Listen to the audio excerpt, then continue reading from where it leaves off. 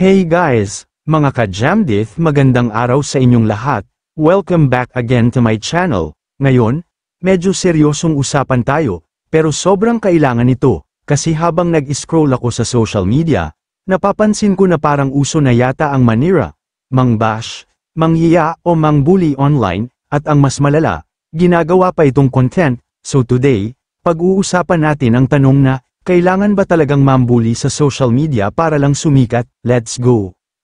Alam nyo, ang dami ng nagiging content creators ngayon, vloggers, influencers, streamers, pero ang napapansin ko, parang sobrang dami na ring gumagawa ng content na hindi na nakakatuwa, yung tipong mang-aasar ng tao, manlilibak, manlalait ng hitsura, pananamit, kilos, o kahit kapwa nila content creator, para lang may views, likes, and shares.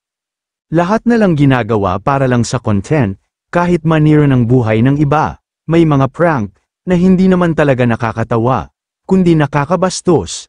May mga reaction videos na puno ng pangungutya, tapos sasabihin pa nila, content lang, walang personalan. Pero teka, hindi ba tao rin yung binabash nyo? Hindi biro ang epekto ng online bullying. Sa totoo lang, nakakasira to ng self-esteem, mental health, at minsan umaabot pa sa depression, anxiety, at worst, may mga kaso pa ng suicide dahil sa cyberbullying. Ang kalayaan sa pagsasalita ay hindi lisensya para manakit, hindi excuse ang pagiging real talk, kung ang katotohanan mo ay ginamit para saktan ang iba.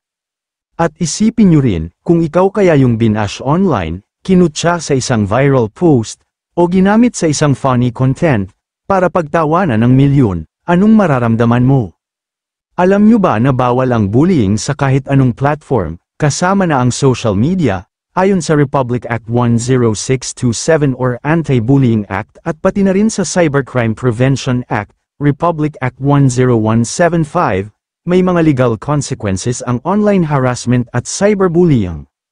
Hindi porket nasa screen ka lang, ligtas ka na sa pananagutan. Kaya kung gumagawa ka ng content na nanlilibak o nambabastos ng iba, ingat ka, kasi pwedeng kasuhan ka.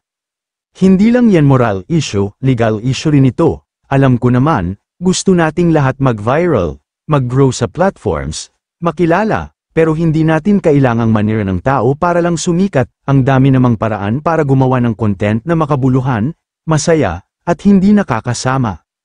Pwede kang magpatawa ng hindi nanlalait. Pwede kang magbigay opinyon ng may respeto. Pwede kang sumikat ng hindi naninira.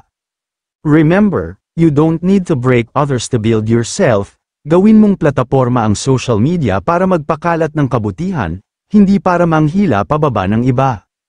Sa dulo ng araw, content creator ka man o viewer lang, lahat tayo may responsibilidad.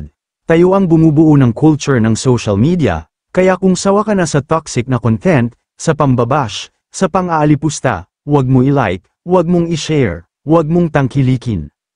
At kung ikaw ay may platform, gamitin mo ito para maging mabuting impluensya. Hindi ka cool kung nambubuli ka, mas astig yung may respeto sa kapwa.